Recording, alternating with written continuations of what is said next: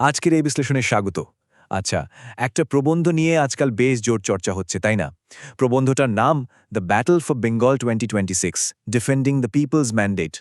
তো আজকের এই পর্বে আমরা একেবারে নিরপেক্ষ একটা চশমা দিয়ে দেখার চেষ্টা করব যে আসন্ন ২০২৬ সালের বিধানসভা নির্বাচনকে কেন্দ্র করে মূল উৎস বা সোর্সে ঠিক কী দাবি আর আখ্যান তুলে ধরা হয়েছে। আমাদের কিন্তু কোনো পক্ষ নেওয়ার উদ্দেশ্য নেই, বরং এই যে তীব্র মেরুকৃত রাজনৈতিক দাবিগুলো, সেগুলোকে ধাপে ধাপে খুব সহজ ভাষায় ভেঙে দেখাই হলো আমাদের মূল লক্ষ্য।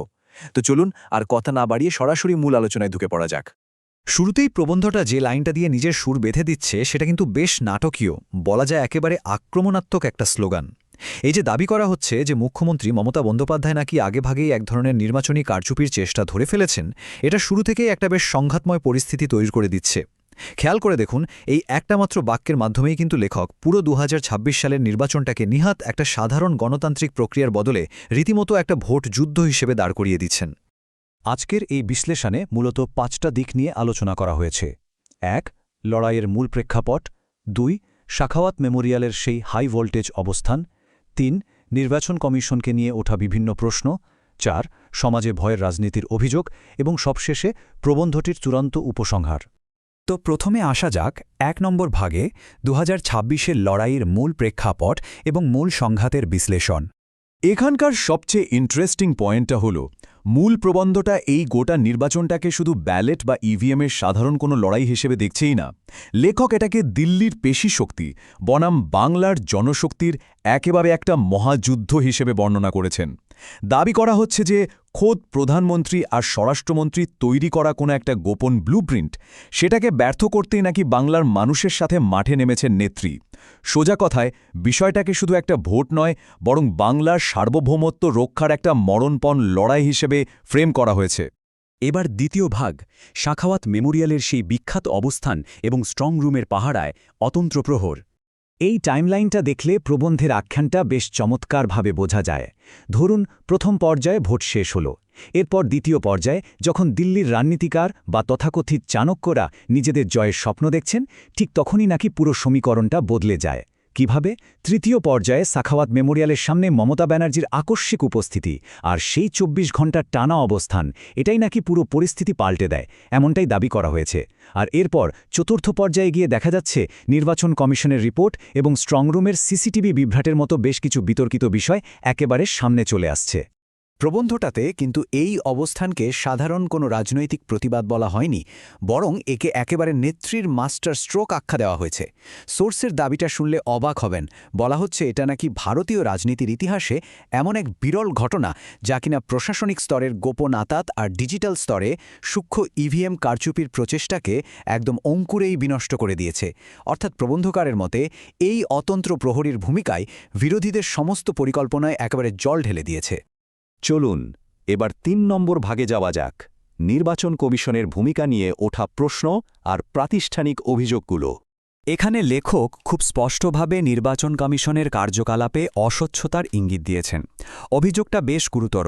বলা হচ্ছে কেন্দ্রীয় বাহিনীর প্রচ্ছন্ন মদদ আর বিজেপির প্ররোচনায় নাকি স্ট্রং রুমে নিরাপত্তা বিঘ্নিত করার চেষ্টা হয়েছিল।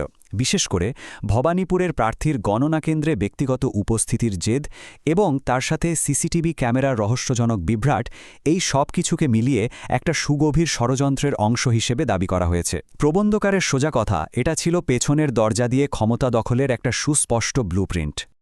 আচ্ছা, তাহলে এই সমস্ত কথিত প্রাতিষ্ঠানিক ব্যর্থতা আর ষড়যন্ত্র রুখতে মূল হাতিয়ারটা কি ছিল?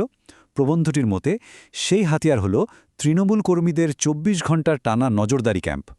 দাবি করা হয়েছে যে নেত্রীর নির্দেশে সতর্ক কর্মীরা দিনরাত এক করে যেভাবে স্ট্রংরুম পাহারা দিয়েছেন, সেটাই এই গভীর ষড়যন্ত্রের বিরুদ্ধে চূড়ান্ত রক্ষা কবচ হিসেবে কাজ করেছে, যেন একেবারে একটা নিশ্ছিদ্র দেয়াল। এবার ৪ নম্বর ভাগ, ভয়ের রাজনীতির অভিযোগ এবং এর মারাত্মক সামাজিক প্রভাব। মূল উৎসটা অত্যন্ত কড়া ভাষায় একটা দাবি করেছে। বলা হচ্ছে যে বিরোধীরা, মূলত বিজেপি, এনআরসি এবং সিএএর মতো বিষয়গুলোকে একেবারে রাজনৈতিক হাতিয়ার হিসেবে ব্যবহার করেছে। দাবি অনুযায়ী উগ্র হিন্দুত্ববাদী আস্ফালন এবং এই নীতিগুলোর ভয় দেখিয়ে সংখ্যালঘু সম্প্রদায়ের মনে একটা তীব্র আতঙ্ক তৈরি করা হয়েছিল। প্রবন্ধকার বলছেন এই ভয়ের রাজনীতির কারণেই নাকি নির্বাচনের ফলাফল আসার আগেই অনেক সংখ্যালঘু পরিবার নিজেদের ঘরবাড়ি ছেড়ে পালাতে বাধ্য হচ্ছিল। এটাকে বাংলার সামাজিক বুননকে পরিকল্পিতভাবে ধ্বংস করার একটা চেষ্টা হিসেবেই দেখা হয়েছে এই প্রবন্ধে। এখানে একদম দুটো বিপরীতধর্মী ছবি তুলে ধরা হয়েছে। একদিকে রয়েছে বিরোধীদের কথিত কৌশল, যাকে প্রবন্ধে বলা হচ্ছে ঘর ছাড়ার হুমকি বা ধর্মীয় বিভাজনের রাজনীতি, আর ঠিক তার উল্টো দিকে মুখ্যমন্ত্রীর প্রতিশ্রুতি, যাকে বলা হচ্ছে আঁচল দিয়ে সুরক্ষা। প্রবন্ধটা দাবি করছে যে মমতা ব্যানার্জি ভীষণ সাহসের সঙ্গে এই বিভাজনের মোকাবেলা করেছেন এবং প্রমাণ করে দিয়েছেন যে বাংলার প্রতিটি মানুষ তার ছত্রছায়া একেবারে সুরক্ষিত। আর এই দ্বন্দ্বটার মাধ্যমেই নাকি আগামী ২০২৬ সালে নির্বাচনের ভাগ্য আসলে নির্ধারিত হয়ে গেছে। আমরা একদম শেষ পর্যায়ে চলে এসেছি। ৫ নম্বর ভাগ, প্রবন্ধের চূড়ান্ত উপসংহার এবং ২০২৬-এর দৃষ্টিভঙ্গি। এই তুলনামূলক চিত্রটা দেখলে পুরো প্রবন্ধের সারমর্মটা খুব সুন্দরভাবে বোঝা যায়। খেয়াল করুন, বাঁদিকে রয়েছে বিরোধীদের বিরুদ্ধে আনা অভিযোগগুলো, যেমন নিয়ম বহির্ভূত কাজ, বিভেদমূলক রাজনীতি আর জনগণের রায় চুরির চেষ্টা, আর ডানদিকে রয়েছে প্রবন্ধের দাবি অনুযায়ী তার ফলাফলগুলো। দাবি করা হচ্ছে এই সমস্ত কৌশল আসলে মমতা বন্দ্যোপাধ্যায়ের রাজনৈতিক প্রজ্ঞা, তৃণমূল স্তরের লড়াকু সৈনিকদের প্রতিরোধ আর কড়া নজরদারির কাছে সম্পূর্ণরূপে পরাস্ত হয়ে গেছে। প্রবন্ধটির মতে এই গোটা ঘটনা প্রবাহ আগামী দিনের ভারতীয় রাজনীতিতে একটা নতুন মাইলফলক স্থাপন করেছে। তো আজকের এই বিশ্লেষণটা শেষ করার আগে একটা অত্যন্ত গুরুত্বপূর্ণ প্রশ্ন রেখে যাওয়া যাক। আমরা দেখলাম এই প্রবন্ধে কিভাবে ডিজিটাল কারচুপি, প্রাতিষ্ঠানিক ষড়যন্ত্র আর কড়া নজরদারির মতো বিষয়গুলোকে একেবারে সামনে আনা হয়েছে। এখন প্রশ্ন হলো, এই ধরনের তীব্র রাজনৈতিক আখ্যান এবং নির্বাচনী প্রতিষ্ঠানগুলোর ওপর যে একটা অবিশ্বাস বা সংশয় প্রকাশ করা হচ্ছে, সেটা কি সাধারণ মানুষের মনে কোনো গভীর প্রভাব ফেলছে? ২০২৬ সালের দিকে যখন আমরা এগিয়ে যাচ্ছি, তখন এই ধরনের অভিযোগগুলো সামগ্রিকভাবে ভারতীয় গণতন্ত্রের প্রতি ভোটারদের প্রত্যাশাকে ঠিক কিভাবে নতুন আকার দিতে পারে, বিষয়টা কিন্তু সত্যি গভীরভাবে ভেবে দেখার মতো।